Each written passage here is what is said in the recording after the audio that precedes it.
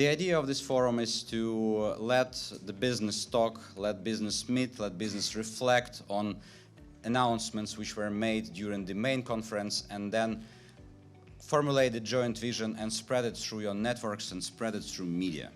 During today, we would be really in need to understand how the private sector should move forward, how to make the recovery of Ukraine successful, how to make that the private sector really finds its proper place on Ukrainian business environment. Then comes the story that is the most heartening. Firms have been resilient. They've reduced capacity, but almost all firms are operating in Ukraine, which is an amazing, amazing story. Can you imagine, in the wake of this devastating war, you only have 3% of firms that have permanently closed. 3%. And this is a representative sample. This is the headline.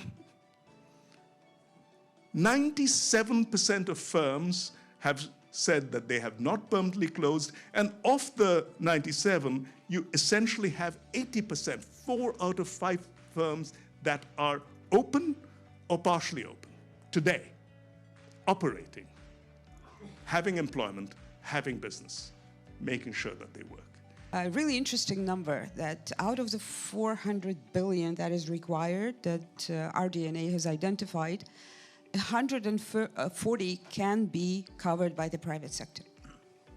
Moreover, additional $295 billion could be attracted by the private sector if Ukraine was to rebuild better, greener, and more efficiently. We identified 5 areas of our support, along with vital infrastructure and energy infrastructure, energy security, which is very important, obviously, for survival of the country. We also identified such areas as food security, trade, finance, and overall resilience of private sector. So this is actually focus of our private sector investments. I would say, just to give you a little bit of context about us, over the last 5 years, we've invested more than $500 million in Ukraine. And over that period of time, we returned to our investors, net of fees, around 25%, which I think, and most of it realized, which I think should underscore for all of you in the room who are investing or thinking about investing that just like the companies that have grown 30% during the war, there's a lot of money to be made in Ukraine. It's a place with a resilient economy, as we heard at the beginning. It's a place with tremendous human capital, which we see every single day.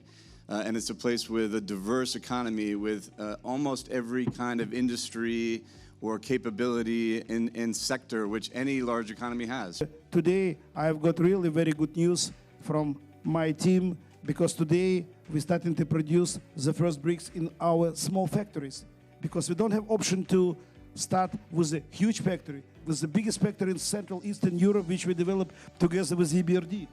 URBD was our shareholder during 10 years.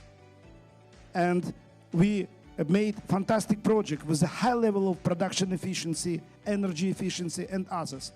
But this factory now destroyed. And for me, it's a big question, what we are doing. And I said, as a small answer, we're starting step by step recovery our business ourselves. We don't have any chance to ask somebody. First, it has to be recognized by the Ukrainian government and Ukrainian business community why it's important to be on an exchange. It's not just about access to capital.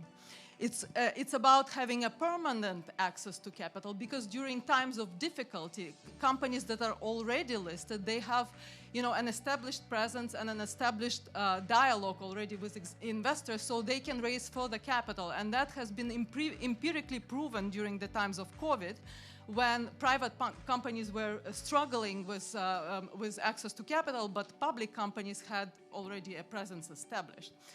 And secondly, it's not just about constant access to capital, but access to quality capital. And what I mean by that is having investors as a resource that drives fundamental improvements, both in terms of the profitability and efficiency, but also in terms of transparency and corporate governance. The scale of the challenge for Ukraine is extraordinary.